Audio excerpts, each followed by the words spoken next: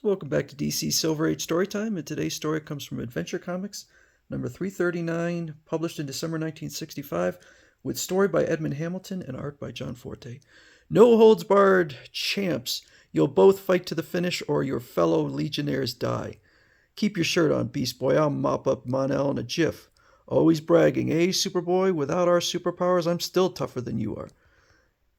It's the Legion's darkest hour and the menace of Beast Boy. I'm not sure it's their darkest hour.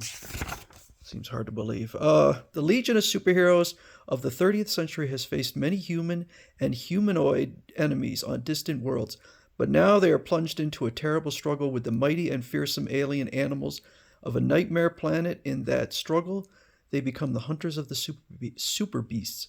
The rays from those flasher beasts have dazzled me, Lightning Lad. I can't see.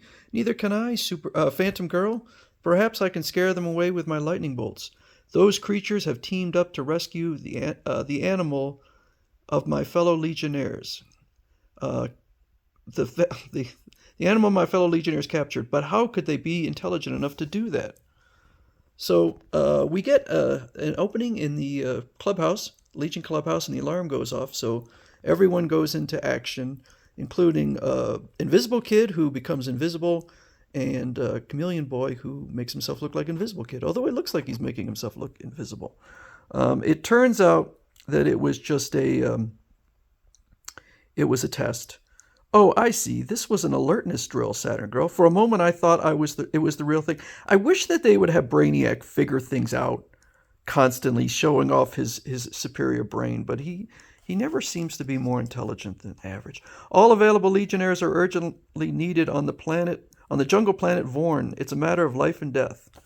So, Vorn, on this world, peculiar evolutionary conditions developed some of the weirdest beasts known.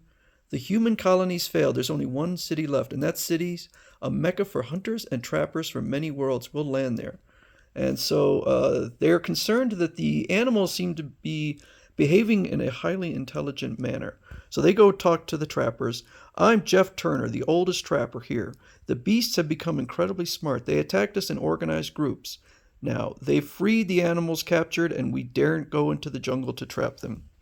So Saturn Girl says, then we must find out by examining the animals scientifically. Superboy, flash back to the cruiser and bring it here. We'll make it our base.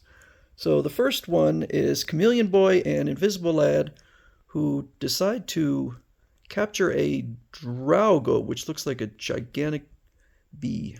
And Chameleon Boy makes himself into a tree that looks like the fruit that they enjoy eating. Invisible Lad sneaks up, chains him up.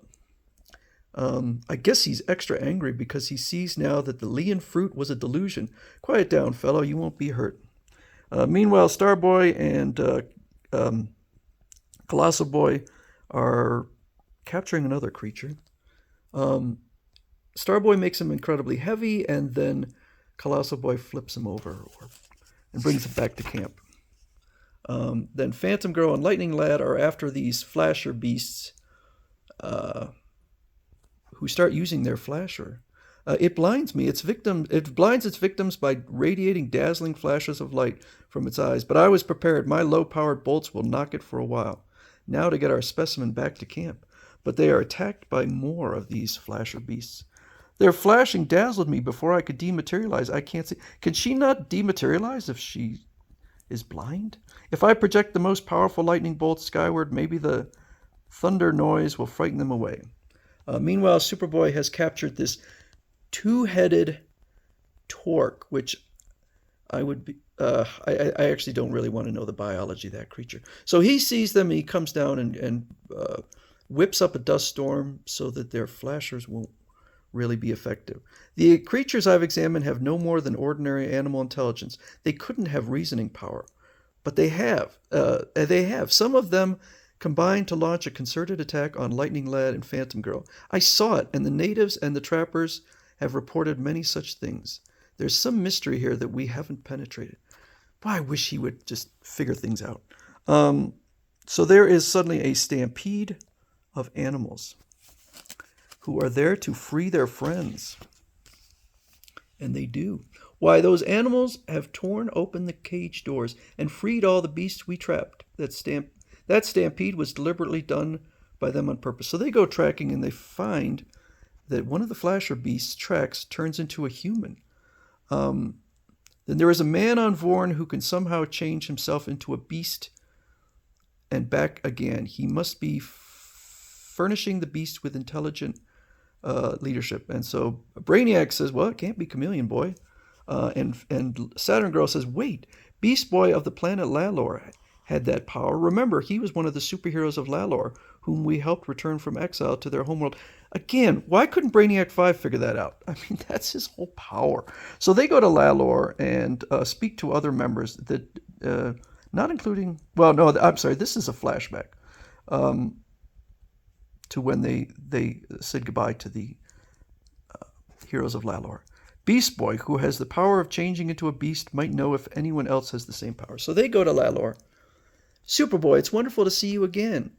We've never forgotten how you Legionnaires helped us. Evolvo lad, maybe one of you can now help us. I want to see Beast Boy at once. Beast Boy is gone months ago. He left our world. He had become brooding, antisocial, bitter towards all humans. So it turns out that the humans on the planet are frightened of him. Come away from that man at once, son. He might turn into a ferocious night tiger at any moment. And the boy looks like he's just laughing. And these women over here, they say he's done many heroic things, but he makes me shiver. Imagine dating a boy who could suddenly turn himself into a monster. I tell you what, I would be a lot more frightened of Duplicate Lad. Even though he's a really nice guy, his powers are ridiculous. I don't know what this part of the story doesn't ring true. I have no girl, no friends, but the other superheroes, everyone fears me. I'd be better off living with animals. They always seem to like me. Now, one of their members is literally a woman named Gas Girl. But Beast Boy, you can't leave. You're needed here. I've had enough of humans. I know a world where there are few people, but many beasts. I'll live out my life there with only animals for friends. And so he does. They said Beast Boy is now embittered, anti-human. He must be the one who changes himself into a beast and leads the animals. Then Lightning Lad and Chameleon Boy must be warned at once. They went out to follow his footprints. Beast Boy, then it was you. Yes, I, by changing into a beast, gave the animals here intelligent leadership as one of them. I hate humans and intend to drive them all off this world. Look, he's using his power to change into a Slith, the six-armed ape of this planet. So I warn you all, leave Vorn or die. His power to lead animals as one of them is frightening. He's a terrible menace now. Yes, for under Beast Boy's leadership, the animals of Vorn have declared war on the humans of this world. I'm going to be honest with you. I think Beast Boy's the hero here. Even though in part 2 they're going to continue on with him being villainous, but I think he's the hero.